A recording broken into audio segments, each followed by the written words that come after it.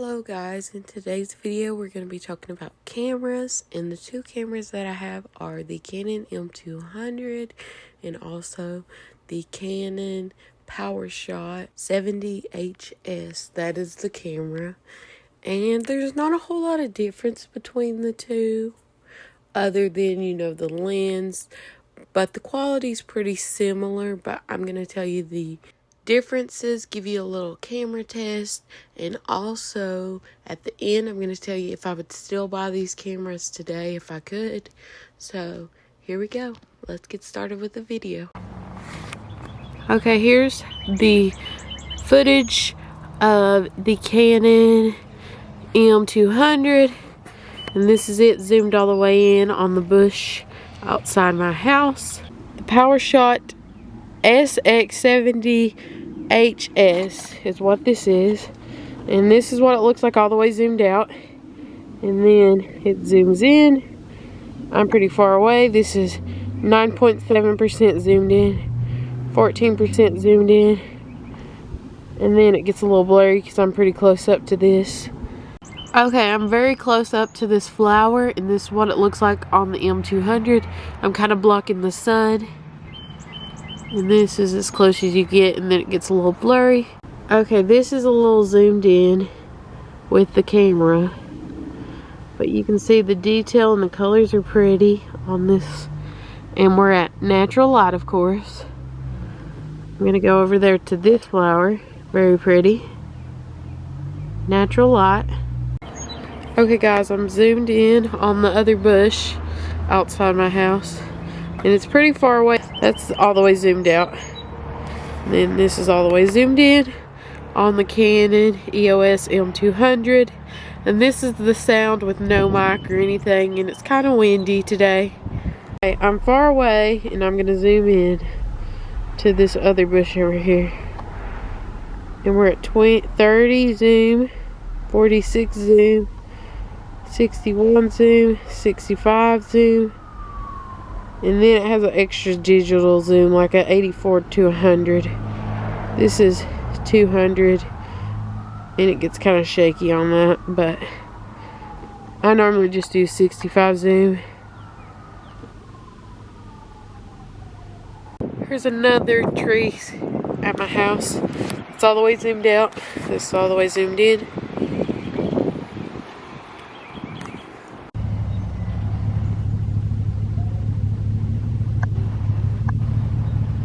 There's a bird over here, so I'll show you just how close up we can get. 41% zoom, 50, 65 zoom. Very pretty.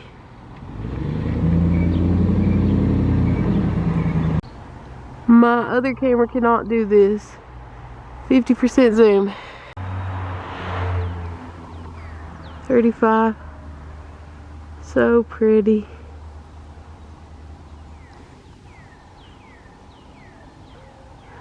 Sometimes it takes a little while to focus.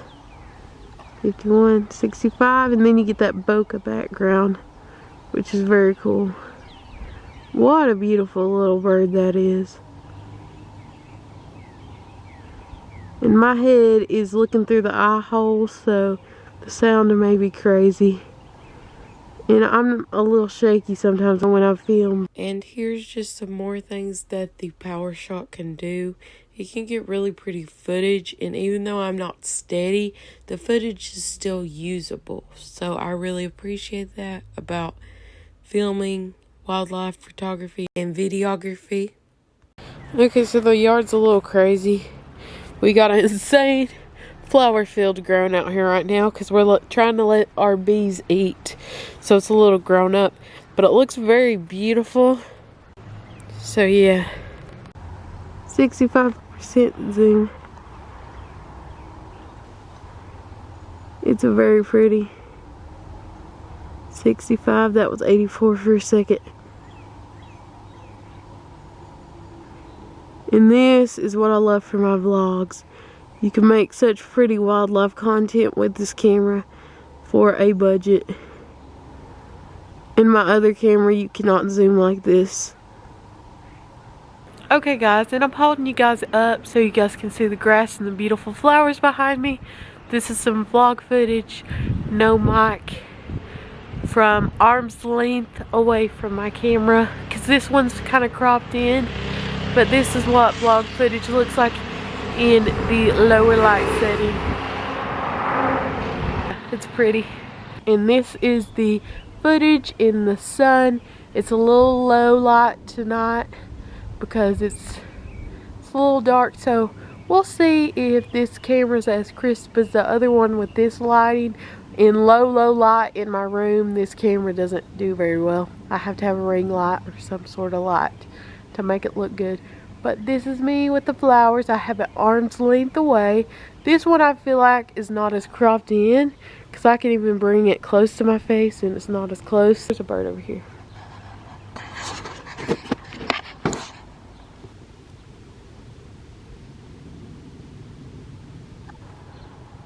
Where did its little tail go?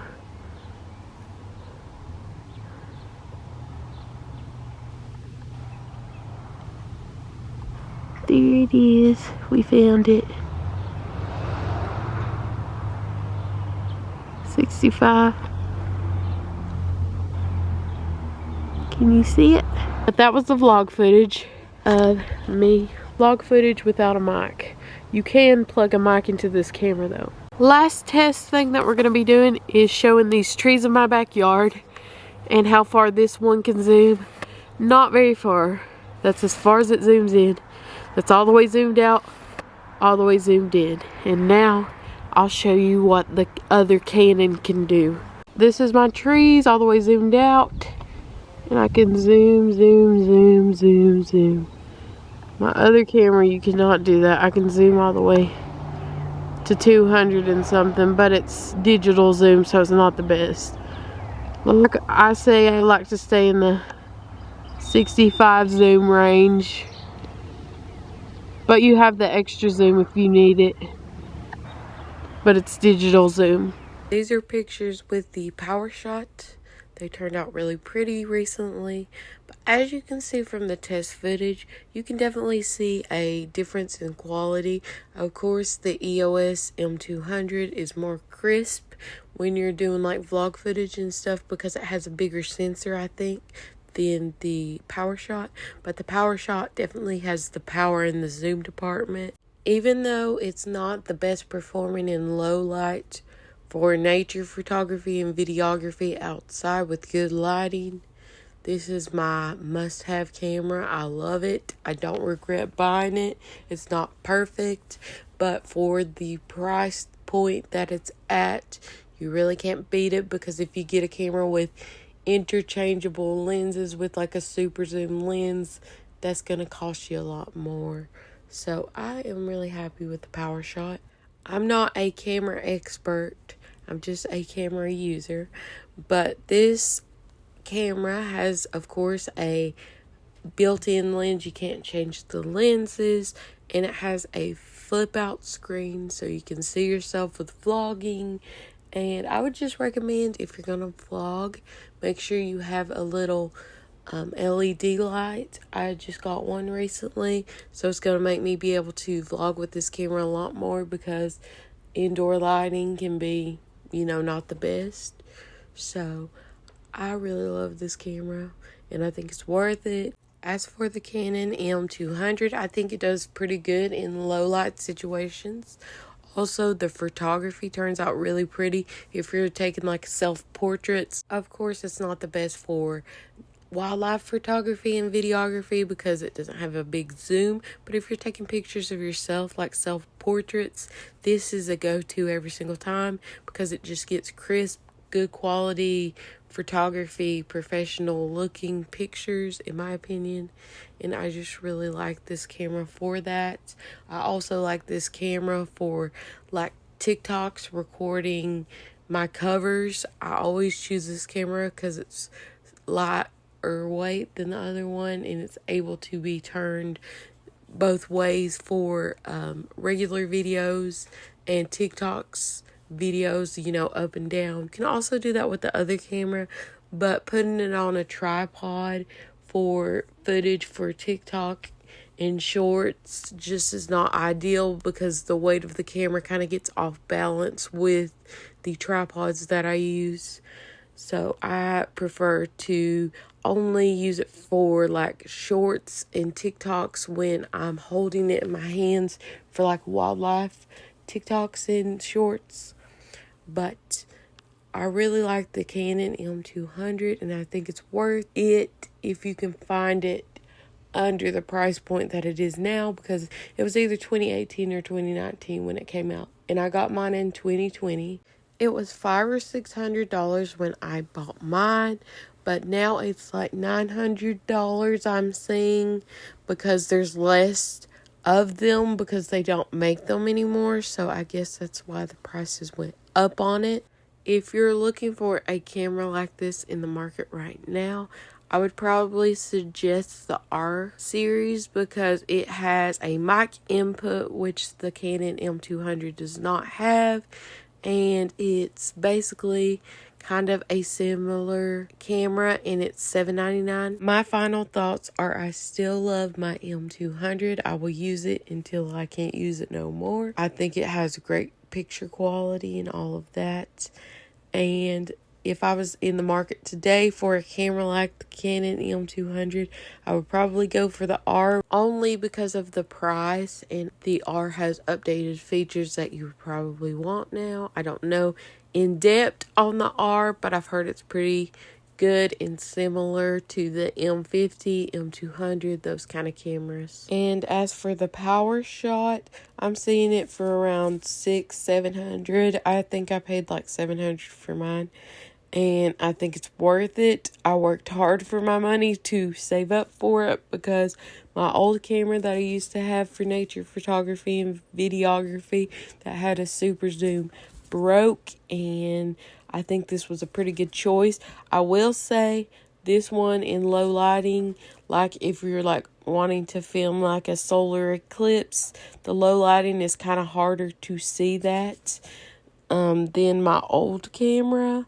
But other than that, for daylight, nature photography, and videography, you're going to be fine if you're just like a beginner. So I really love it. I love both my cameras and would recommend them. But hopefully this video is helpful. And I just wanted to do an update to let you guys know that I still love both my cameras. And wanted to let you guys know, like, kind of if you're wondering what camera to get, maybe this will help. I will see you guys in another video, Lord willing, soon. Thanks for watching. Bye-bye.